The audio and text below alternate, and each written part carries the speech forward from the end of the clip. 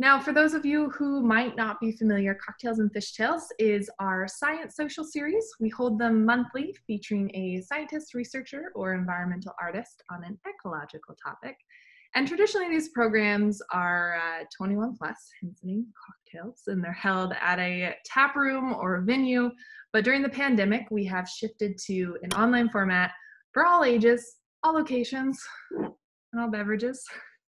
So let us know where you are tuning in from in the comments, perhaps what you're drinking this evening. A little bit about Paua Marine Research Group before I start. They are dedicated to furthering biological knowledge of coastal habitats and protected species to help promote effective management and conservation activities. They're passionate, collaborative, and effective in performing their field research, as well as developing high-quality project deliverables.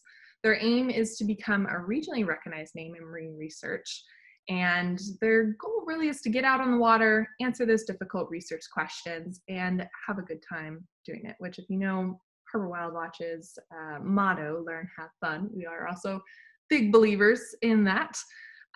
We'll have a Q&A after Adam's presentation, but feel free as he goes along and talks about really cool rockfish and eelgrass research. Feel free to ask questions in the comment section, or just save those until the very end and we'll get to them and Adam will answer them.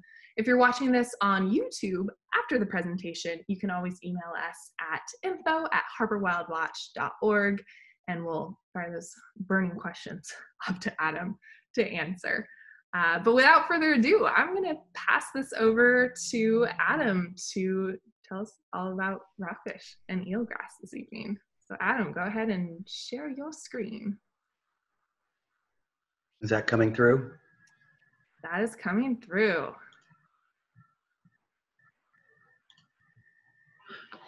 Great. Well, thanks, Carly. So normally I'd say it's good to be here, but I would much rather be up there with you all. For those who don't know, I do most of my work and live in Southern California and take about 4 trips a year up to the Northwest. And thanks to COVID, we have missed the last 2. So we're hoping things can calm down somewhere in the not too distant future and we can safely head up north and get a bit more work done. I've got 2 pretty disparate topics to cover with you guys tonight. But before I get too far into outlining what I'm going to cover, I just want to note that I know I'm taking the place of Dave Lowry, and he was going to talk with you guys about sharks. And so missing out on charismatic megafauna for someone who will not be talking about things with big teeth and fins, I'm terribly sorry. So let's just try and do our best and get through this together. I hope Dave can come back and give a talk sometime soon. But this is my 3rd Cocktails and Fishtales, I think. And each time previously, including last year, I've discussed our Young of Year Rockfish Survey program. And I didn't want to rehash all of the same information for a 3rd time, and we don't have too many additional results from the last time that I spoke with you regarding the actual data from the project.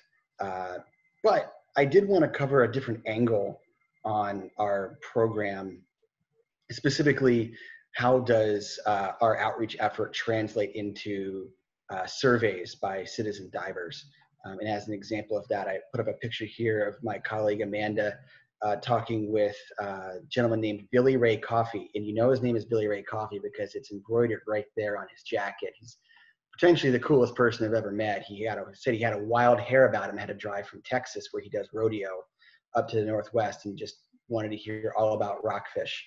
It's really not entirely relevant to the data I'm going to present, but it was just a way for me to puff up my ego about how I know Billy Ray Coffey. And next, I'm going to talk about a data gap we've been trying to fill in Southern California related to eelgrass fish assemblages. I know you guys have eelgrass up in Puget Sound, so there's definitely a connection there. So hopefully you'll find some relevant information for you guys from the much warmer waters down south. So having talked with you all twice before and having no idea how many people are repeat guests, I need to give at least some background in the Rockfish program. So hopefully this is review for many of you, and if it's new, you'll pick it up quickly. And I want to start with what exactly is a rockfish? And a rockfish is a bony fish. They're mid-level predators, and they're generalists. They eat basically a lot of different little things. And you find them often associated with structure. They can live a really long time. They are quite diverse. There's about 70 species along the west coast of the United States, about 25 or 30 in Puget Sound. If you're tuning in from the East Coast, you might think that a rockfish is a striped bass. Please relieve yourself of that notion. Rockfish are in the genus Sebastes, and they're way cooler than striped bass because they're all venomous, and anytime something is venomous, the cool factor goes up by a substantial margin. Their dorsal spines here have a very mild venom in there, so if you try and grab one, you might end up with an irritating sting. They also have a very sensitive swim bladder, in the sense that they can't exchange gas very quickly. And what that means is if you have a rockfish in very deep water and it is brought to the surface rapidly, as in the case where it was caught while fishing, the bladder would expand too quickly and it would not deflate on its own. So the fish would be unable to get back down. And so that would be a very bad situation for that fish, and it would almost always end up dying. And then one quick element of terminology, young of year, YOI, that stands for a rockfish that is recruited from the plankton into rearing habitat, and they are fish that are less than a year old. This image here, all of these fish besides this sneaky guy in the back are rockfish, and this one up here is of a boccaccio, which is listed as endangered in Puget Sound. And rockfish are not doing very well in Puget Sound. A lot of the characteristics I described in the previous slide make them vulnerable to overfishing. The parental investment, the live bearing young that they give birth to, require a lot of time and energy. So the rockfish, they don't reproduce very quickly. Sometimes it takes many years for them to get to reproductive age. So they don't replenish their stocks very quickly. They're also vulnerable to the swim bladder expansion issue that I covered in the previous slide. So that's a source of unintended mortality or bykill. Like many species that are found in developed regions such as Puget Sound, they face habitat loss issues. And then an additional problem is ghost fishing or derelict gear that's been lost to the depths of Puget Sound and continues to fish over time, and unfortunately ends up killing a lot of rockfish without them making their way to any kind of beneficial use. Fitting with that story is this figure here of the recreational and commercial harvest of rockfish throughout the 20th century. You can see that effort really increased kind of in the mid 20th century, coinciding with some reduction in salmon stocks. And so there was an effort actually to turn people on to fishing for rockfish. And that gain in popularity, particularly as recreational fishing took off, but then the fisheries kind of collapsed in the 90s to a very low amount now. And at this point, it is not legal to take any rockfish in Puget Sound. So please don't do that. And if this was a normal presentation and I was covering just the rockfish, I would have many slides for you covering all of the great conservation efforts and programs related to these different areas of concern. And I would also cover the endangered species listing and the designation of critical habitat, but we don't have as much time during this presentation, and I don't want to cover the same ground. So I'll just jump right in to the area that I am assisting on, which is development of a young of year survey program. And you might be tempted to believe that rockfish reproduction is directly proportional to the amount of reproductive animals. And that certainly is important, but there are a lot of climatic and oceanic variables that can influence how well the larvae perform in the plankton, and therefore how many are able to settle out. And we don't exactly know what those variables are or in what combination they must exist to achieve a jackpot year. So I have on this plot, you might think is kind of a stable recruitment over time, but really what we see are these peaks and valleys. And so we see this as the variable recruitment is a bit more realistic. And so we want to figure out how the ocean affects the rockfish recruitment. And in order to do that, we need a lot of data, and we need a lot of data from many, many years.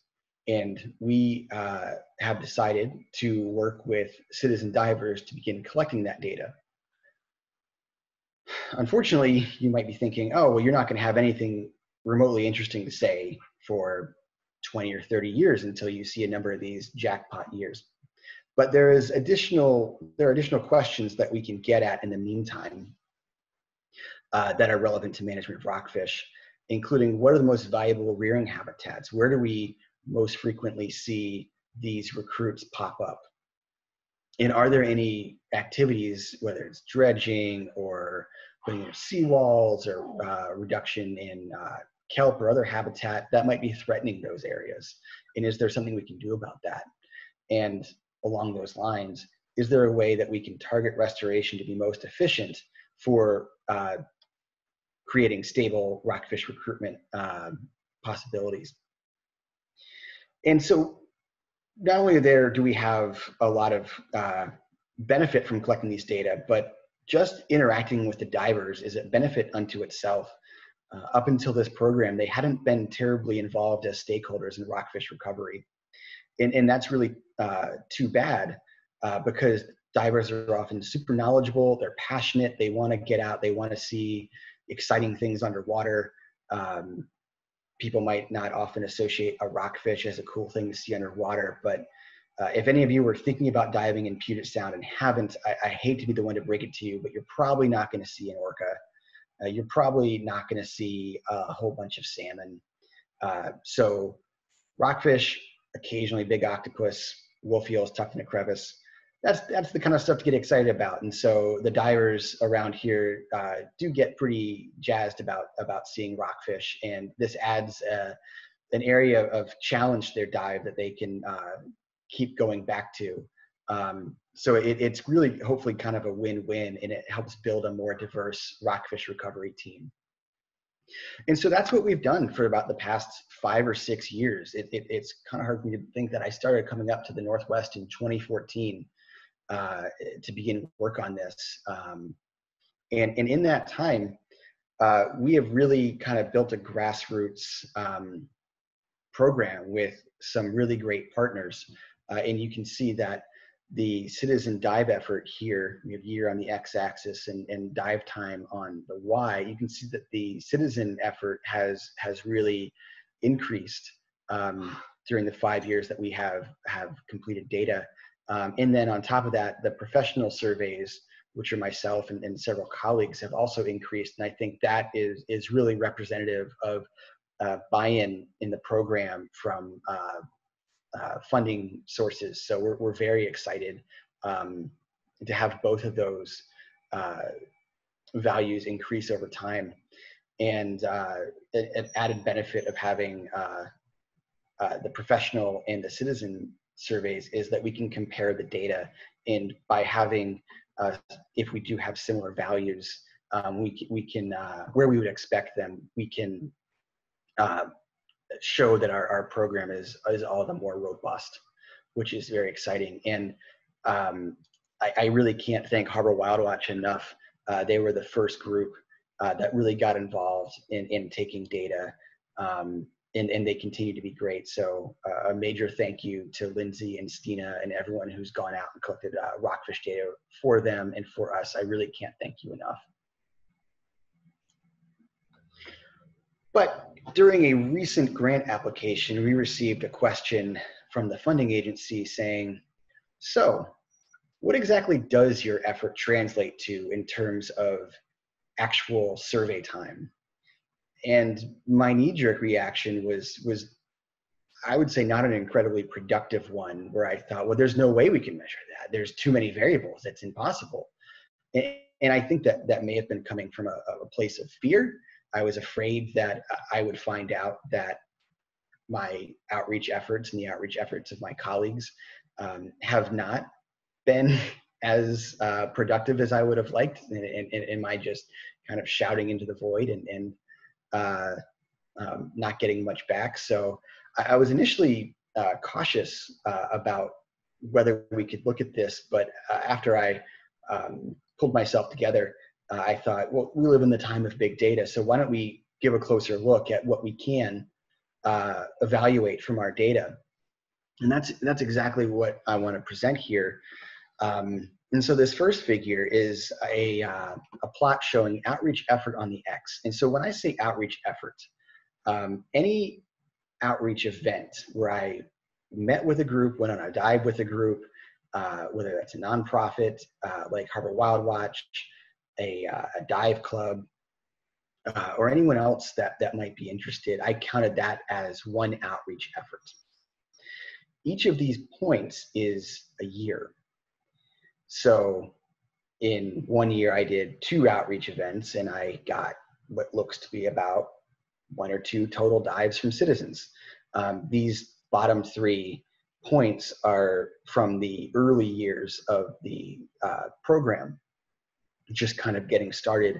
And you can see that as we've had more interaction with groups and gotten our footing for performing outreach events, our buy-in from citizen divers has really increased, which is great. And we were able to actually run a linear regression on this, and we can see that there is actually a pretty good fit with R squared of 0.73.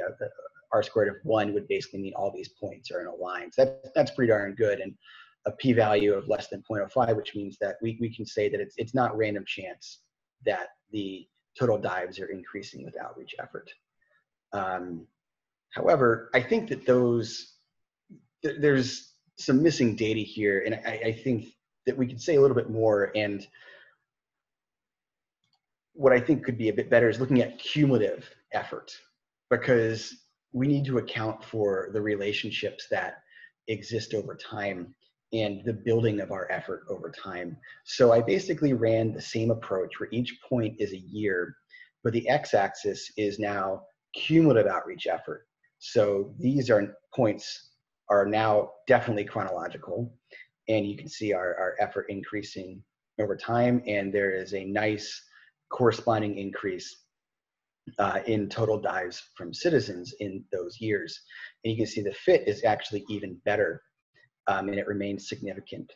And if we really wanted to get into it, we could take the slope of this line, and we could see exactly how much how many dives one additional cumulative outreach effort would add, which is certainly an estimate. They say all models are wrong, but some are useful. So we can get an idea of what additional work on our end will translate to.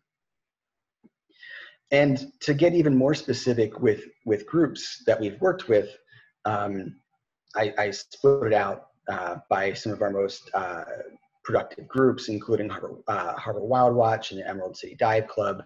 And what I think is super interesting about this plot, where we continue to have cumulative outreach effort on the x-axis, is you see that there's kind of a startup phase where you don't have a lot of dive. You might be putting in some outreach effort, but you're not getting a lot of dives in response.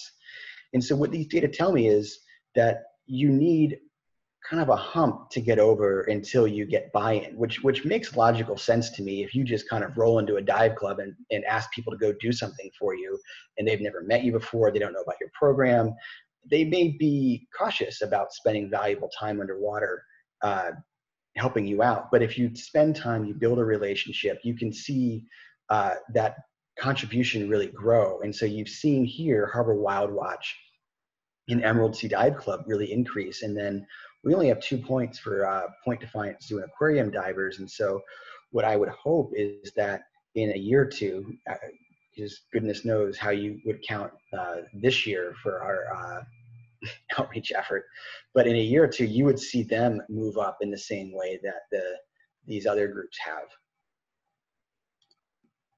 So from these data, we can tell that the outreach actually helps, and we can say in a statistically significant fashion, which is a major relief for us.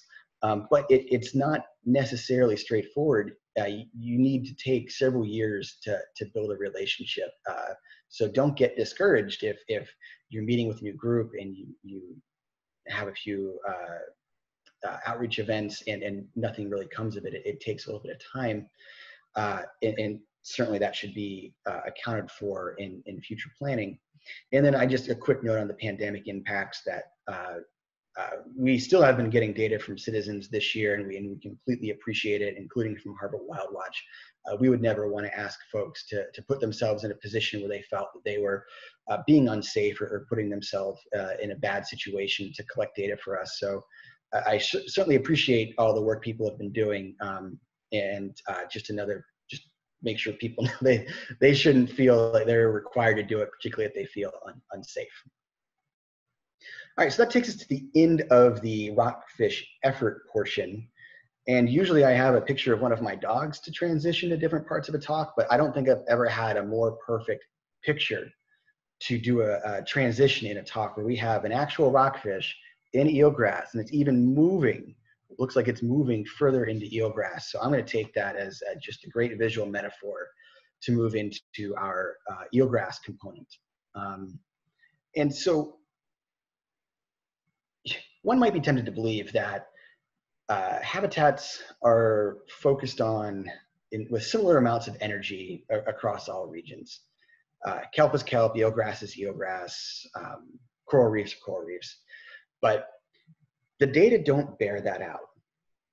When I come to, and I started thinking about that when I would come to the Northwest, and it felt like there was a lot more eelgrass experts. So people thought I was more of a kelp person. And then in Southern California, there's a lot more kelp people, and people think I'm an eelgrass person.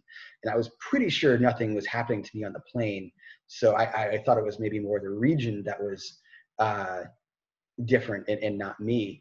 And so I decided to look at it by doing some quick literature searches on Web of Science, where I looked at all combinations of eelgrass or kelp and fish and either Puget Sound or California. And there's a couple interesting things. Each of these, the numbers that make up this are number of papers that I found in the literature. And first, foremost, very striking, there's a lot of papers on fish in kelp in California. And there are not many on fish in eelgrass. Eelgrass being the type of seagrass that is predominantly found in soft bottoms on the West Coast. Whereas in Puget Sound, you only have a small amount of papers on fish in kelp, and you have more on eelgrass. So that this relationship, these ratios fit my expectation of focus in the regions. So you see that there's a regional difference, and you also see that there's a major gap here. A lot of work that has yet to be done on eelgrass and fish in Southern California. And having worked in eelgrass on a policy side for a number of years, it always kind of irked me that we didn't have more information, even on kind of basic levels. And an example of that, if any of you have taken kind of basic marine biology, perhaps at a fantastic institute located in a warm region like University of Miami, as your esteemed executive director has, you might recognize this figure. And I don't know if I'm blocking this here, but this diagram shows that fish change their habitat as they age, at least in the tropics, where the adult fish that live on the coral reef reproduce, their larvae move into mangrove habitats where they settle. They survive sheltered by the prop roots, and then as they age, they move out to the seagrass. get a little bit bigger, a little bit healthier, and then as they become adults, move out to coral reef. Well, we don't really know if that happens in California or in eelgrass in general. It'd be really interesting to know how eelgrass fits into habitat on a regional level. It would be, it's not just interesting, but it would be incredibly valuable for putting together habitat management plans, for picking out where marine protected areas would be best suited. So that's really just one aspect that we could really assist on by collecting some of these data. But we need to know where to start first, and what's our state of knowledge. And the most basic question you can ask is where is the eelgrass found? And in Southern California, you find that a lot of eelgrass has been mapped in bays and harbors, and not so much on the open coast. And this makes sense because there's a lot of development that occurs in these bays and harbors, like in San Diego Bay. Here, we have a map of eelgrass distribution. And so these development activities might negatively impact the eelgrass. So it's extra important to know where the eelgrass is to prevent damage to it. But on the open coast, out of the Channel Islands and on some of the beach areas, the data are mostly qualitative. Just whether it's a range of size, it's 1 to 10 hectares or 10 to 100 hectares. And so there's really not much present. We do know from some work that we've done that there are some juvenile fish that do occupy eelgrass habitat. Some work we did out at Catalina a few years ago, we were able to actually figure out what each square meter of eelgrass means every month to these kelp bass, how many grams of carbon they grow in that eelgrass habitat. So that's pretty cool, and it's a good starting point for us to develop additional work. And there are 2 species of eelgrass in California, just to make things a bit more challenging. The first is Zostera marina, which is a narrow-bladed species, and that's found mostly in the quiet bays and harbors and in lee areas. And then Zostera pacifica, which is found in more exposed areas. It's deeper, it's got a wider blade, kind of higher energy environments. And so we need to take that into account in designing our surveys. But you might be asking, why are you doing this? I get there's a data gap, there's a lot of data gaps. Why is this one so important? And so I would say, looking at the literature, I've already kind of covered a bit that seagrass meadows are important for fisheries production, but there's more value to seagrass beds than just fisheries. They're also incredibly important in reducing erosion. They also sequester carbon to help alleviate the additional carbon dioxide that is absorbed by our oceans. And as you may not be surprised to learn, they're not doing great. Seagrasses have been negatively affected across the world, and putting into jeopardy all of these ecosystem benefits that the habitat provides.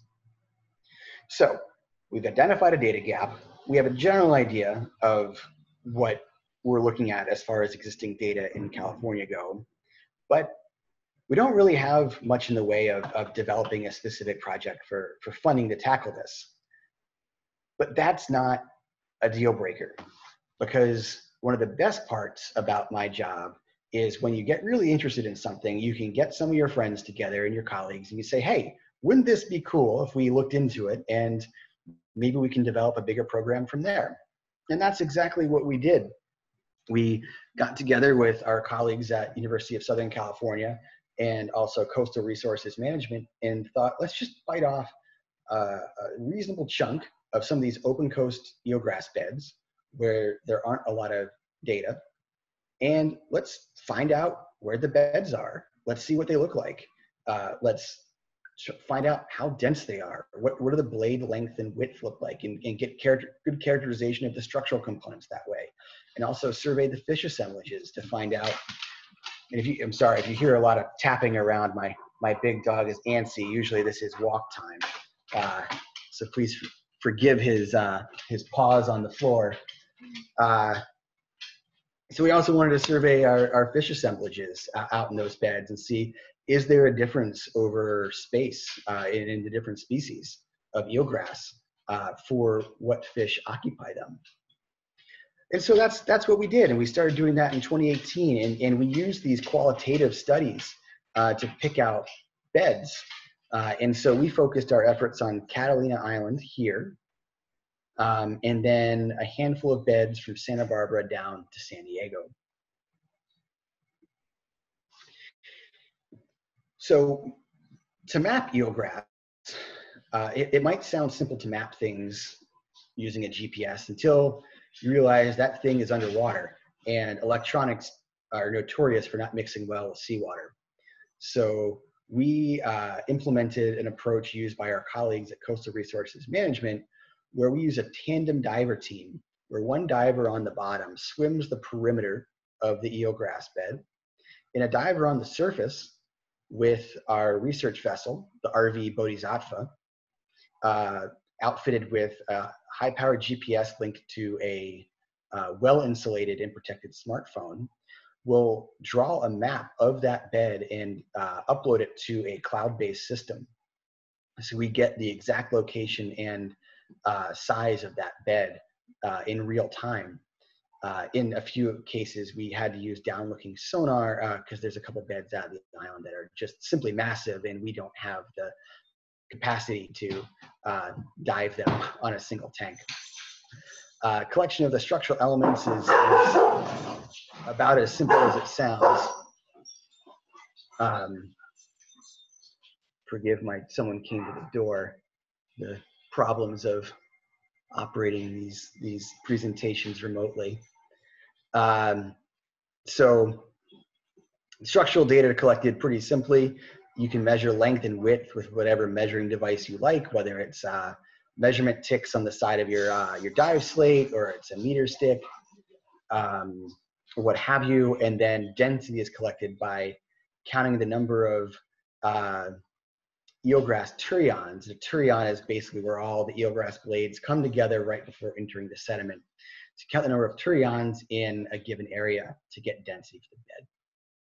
The fish data are collected in a way not too dissimilar from our young of year rockfish surveys, where we conduct timed roving surveys. And we did about 6 of these in each bed, 3 on the edge, 3 in the middle in case fish use those habitats differently. And we estimated the length of every fish we saw and identified it to the lowest taxonomic level possible, often the species level. And we try to collect these data from July through December because that meshed with our previous data on when we see the most fish in these beds. As I mentioned, we picked out Catalina Island to do most of our work at. We visited, I believe, just about all of these beds twice, once in 2018, once in 2019, and then a handful of beds from La Jolla to Newport to Malibu and Santa Barbara. I've also differentiated using symbols where the wide-bladed eelgrass is found, mostly on the backside of Catalina in these very exposed areas. And then the Zostera marina is found in the protected side of Catalina Island. One of the first questions we want to know is, how has eelgrass changed in area over time? And we, only having conducted this work twice, we don't expect there to be too many differences, and that's kind of what's been borne out in the data so far. This is a bed at the Wrigley Marine Science Center on Catalina, and you can see the 2019 results and the 2018 in yellow, and you see that it follows basically the same distribution. The size is awfully similar. So we aren't seeing just yet, which is, I would say, probably a good thing, that the beds are a bit more stable. But when you take a step back and compare with some of the qualitative surveys that have been done in the region, you see some different trends. And so in this plot here, I have site on the x-axis and then the bed size in square meters on the y. And these orange bars represent the ranges that were provided in the qualitative surveys. And the green bars are the size that we found, and this is in 2018. And a couple notable points here. The first is that there are some beds that have expanded, like a Big Fisherman's Cove or two harbors, and that's a good thing. But there are a number that are well below what were reported in that 2005 paper, particularly focused on the eastern lee side of the island. We did not find any eelgrass at any of these sites, which certainly is disappointing, both from a habitat perspective and data that we wanted to collect. But it kind of reinforces to me the benefit of us getting out and sticking our heads in the water and looking at this, because now we know some areas that once sustained healthy eelgrass beds and no longer do. And so we may have an opportunity to pursue some restoration in those areas in the future. The fish assemblages are also interestingly different across species. And for those of you without backgrounds in multivariate statistics, I'll walk you through this plot pretty quickly. It's somewhat intuitive, where each point here is positioned based on the relative abundance of all of the species found in that bed. And so each of these points represents one bed that we've surveyed. And so the average relative abundance of all transects at these Zostera pacifica beds clump out pretty close to each other, but pretty far from the Zostera marina beds. And running a statistical procedure on this shows that there is in fact a statistical difference in these fish assemblages. And I'm imagining right now you're asking yourself, well, that's a very dull looking picture, Adam, but what are the fish differences? And I fortunately have that answer for you. I can tell you that in the Zostera marina beds, we see more of these horizontal stripy guys, also known as Salima, and more of these rockgrass in Zostera marina. And in Zostera pacifica, we see more of these fish called Senorita, and then these larger bass called barred sand bass. Your next question may be, okay, you've now presented some prettier pictures, but what does that mean? Unfortunately, I don't have the entire answer for you right now. I think I have the start of an answer for just the barred sand bass, but not for these three, unfortunately. And so the barred sand bass answer is found, I believe, in this plot I'm super proud of. It's a dot plot, and each point here is the size of a fish that we recorded in either our surveys 2018 or 2019, and it's color-coded by species. And I put pictures of each species here along the x-axis so you could associate it. These are the rockgrass, these are giant kelp fish, Senorita, kelp bass, and the barred sand bass I mentioned in the previous slide. And these horizontal lines are the length at maturity. So basically at what size you would expect that fish to reach sexual maturity. And I found it pretty striking that not only does there appear to be greater size in these fishes in the Zostera pacifica beds, but oftentimes there is a pretty stark differentiation across the length at maturity, particularly in these two bass, the kelp bass and the barred sand bass.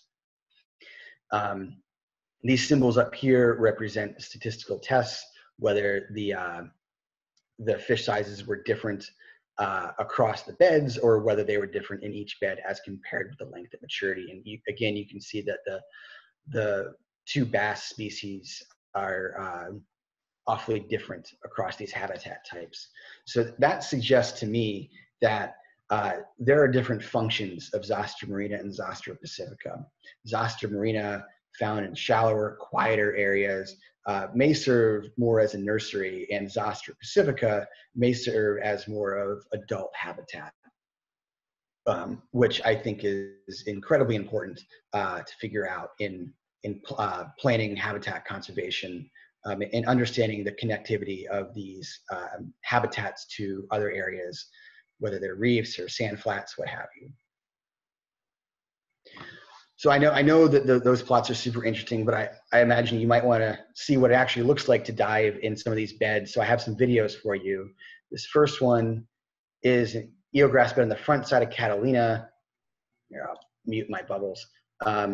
These are the Selima I mentioned in the background, and then there's a rockgrass down there, another rockgrass over there, that are representative of these beds in the front side of Catalina. Very thin blades. You'll also note the gorgeous visibility. I've definitely had worse days underwater than doing this work out at Catalina. So that's a Zostera marina bed. The next, this is a Zostera pacifica bed, the more wide blade, deep water adult habitat. This video was taken before we started collecting these data, but it's still just as representative. I will note that unlike Catalina, the water in La Jolla is definitely not always this blue. You see that the blades, they're much wider. This is kind of a long video, so I'll skip ahead. This is the kelp bass that was found in both beds. We'll see another in a second. There you go. And they're definitely bigger here.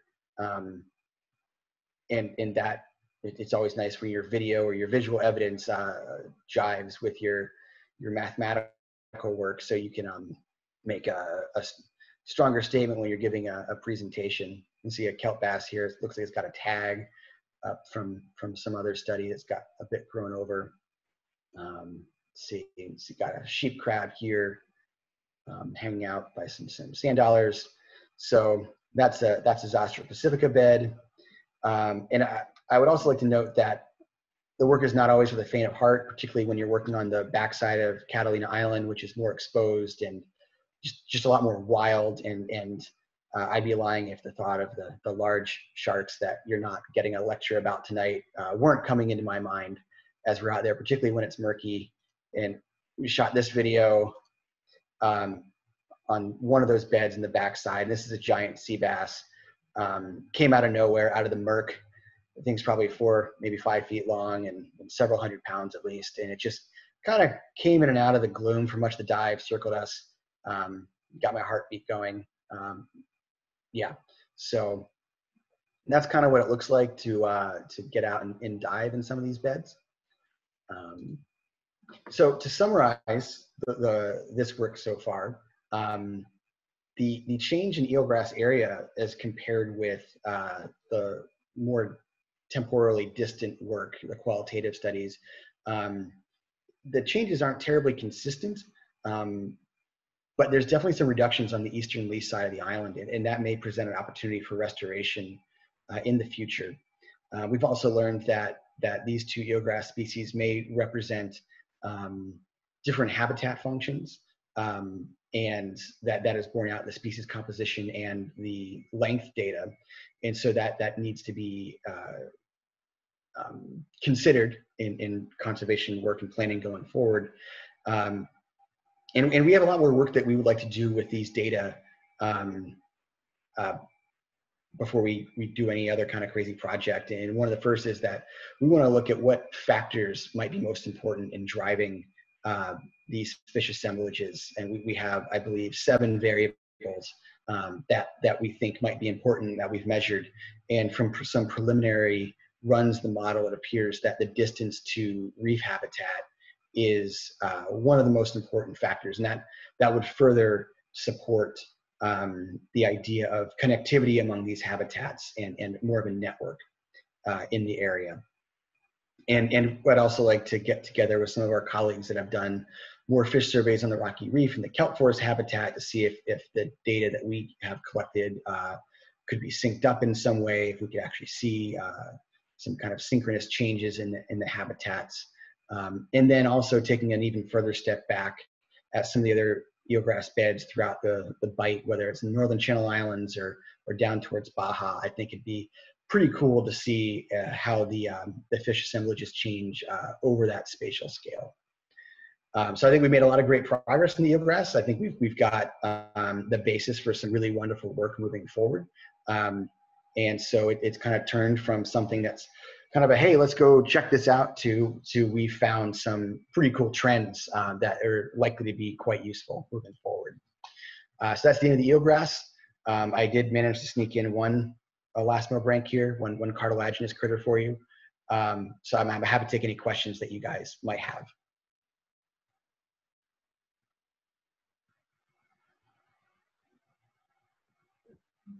There I am. I was trying to pop back in. Thanks so much, Adam. That was awesome and really, really interesting. I'm going to encourage everyone to leave their questions on Facebook right now in the comment section. I know we already have a couple. You have quite a few people cheering you on, Adam, and making jokes about Patrick Swayze. One person, JJ, wants to know, if rockfish are so diverse, why do they look all the same? You might know JJ. This JJ Sasky? This is. I feel like she should know that answer. She works with rockfish. There was a laughing face after this. So I would say that they don't look all the same to start with. I mean, there are certainly some species that do look similar. Olive rockfish and yellowtail rockfish look awfully similar. Gophers and black and yellows look similar, but I don't think they all look that similar. But I would wager that there's a lot of slight variations in their niche, with their niche being basically their ecological job, what they are able to eat, where they're able to live. There's a pretty famous example of gopher rockfish and black and yellow rockfish that, again, look very similar, but black and yellow rockfish, I'm going to mix this up. I think gophers might be the better competitors, and so they live in the higher value habitat, and the black and yellow exist a bit deeper. But if you remove one of the species, the second will just move into that available habitat. So I would wager that there's a lot of nuance to their existence that would explain the slight variation. And I'm going to cover my lack of knowledge for why each rockfish looks the way it does by saying it's too big for me to cover in just this one question. Good blanket statement there. Well, and on that note, this question is from Stina a little bit earlier today, wondering what you think the most rockin' rockfish species is. Oh, wow. Do you have a favorite species?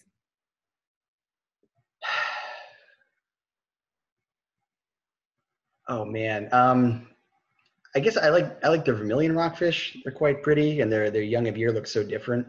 I see those a lot in Southern California, so I'd say vermilion are pretty nice. I like the big schools that the yellowtail make up north. And perhaps some of the fish, the species I haven't seen as much. I saw a flag rockfish in the San Juans last summer, and that was pretty outstanding. That's cool. I think China rockfish are super. China rockfish are gorgeous. It's true. I have never seen one of those though. I don't know if I can count it. One question that I have is, what is next for your eelgrass research? When do you guys get to go out and survey again, or do you know? We've done some kind of low risk surveys using beach dives in La Jolla and Newport. We are planning to get out with a small group to these Catalina beds sometime the next few months.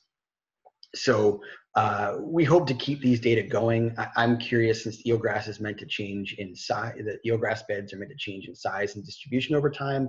I'm curious if that leads to any changes in the fish utilization.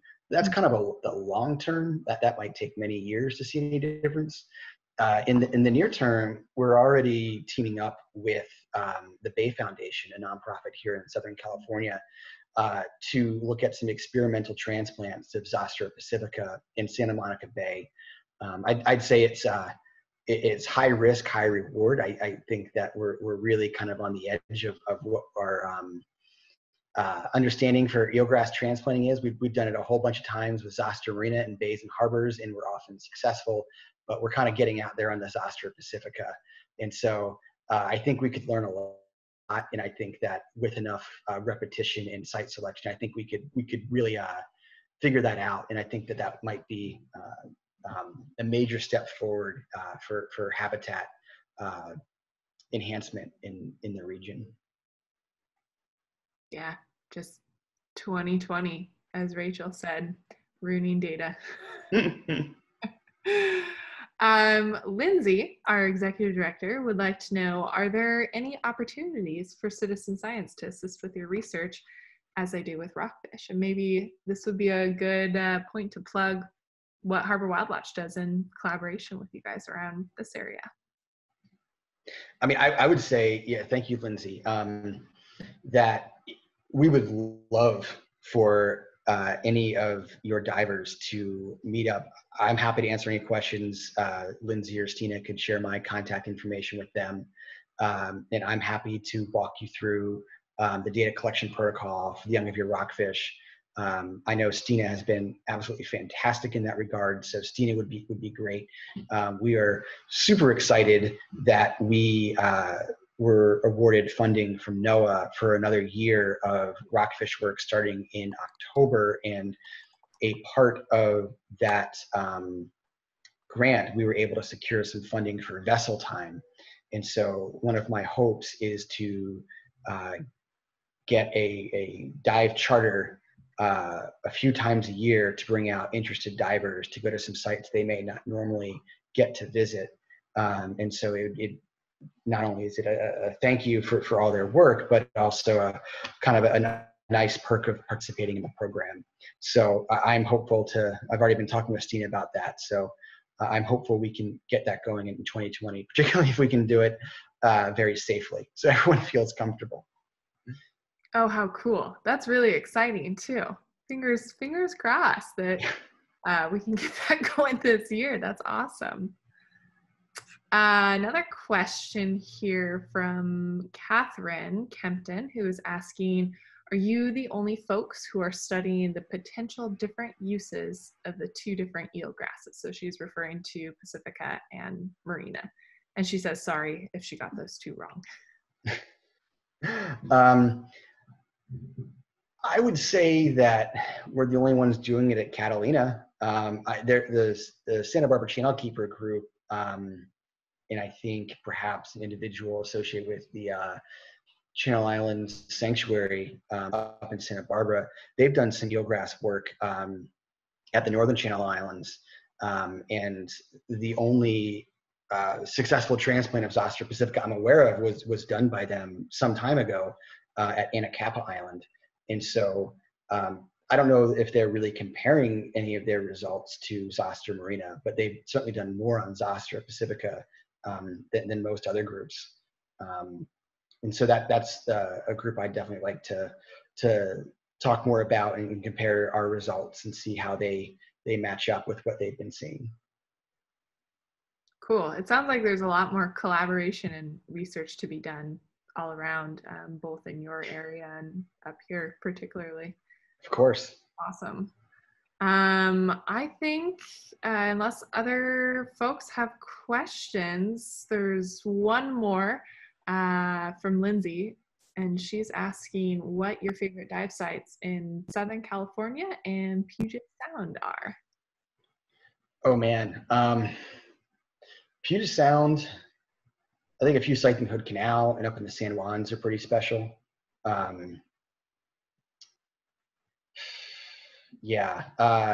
In Central Sound, from a rockfish perspective, it's not exactly very charismatic, but there's this small wall off of the Muckleteo Lighthouse that has a lot of nooks and crannies, and a lot of little rockfish hang out there. And so that to me seems like what natural rockfish habitat in Puget Sound would be, since there's not a lot of natural reef. When I dive that, I get a sense that this is kind of what I'm supposed to be looking at and looking for. So I quite like going there. Southern California, I don't know if any of my abalone colleagues are watching, but I feel like I'm going to get in trouble if I don't say our Point Loma abalone outplant site. So if they just will turn their computers off for a brief second, I'll say that there's a site 100 miles off the coast called Cortez Bank. It's usually a big wave surf spot. I've been there twice. It's where you saw the Boccaccio pictures. The Boccaccio pictures from this presentation were taken there. It is absolutely stunning. I would love to get back there. I think we are supposed to go back there actually for work sometime in the next few years. So that, I mean, that just blows away anywhere else I've really seen in Southern California. I mean, those both sound beautiful. I mean, it's no Point Loma white abalone outplant site in case my colleagues turn their computers back on. Just plug that in there.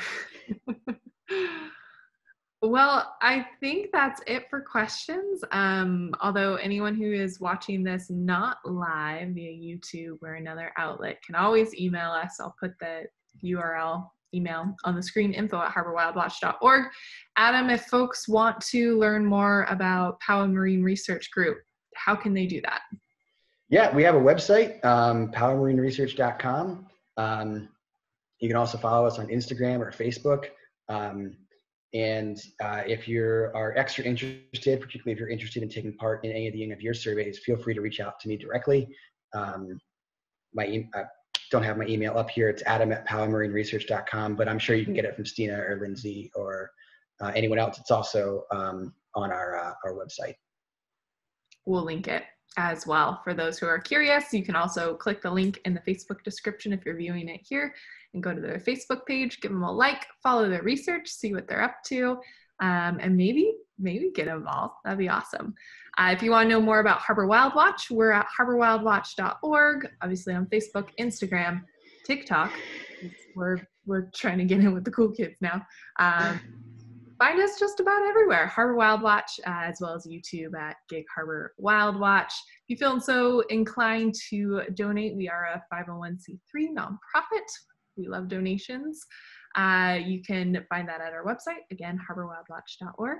Otherwise, I think we are going to sign off here. Thank you so much, Adam, for this fascinating and really informative and I think relevant presentation. We always love having you join us, and to no surprise, this was wonderful and super interesting. Sure thing. Hoping to do it in person sometime soon. Oh, I know. Whew, fingers crossed. Fingers crossed. We'll be back for Cocktails and Fishtales next month, third Wednesday of the month, talking with a few of Adam's colleagues actually about kelp restoration. So tune in then in September. Otherwise, signing off. Thank you. Take care, everyone.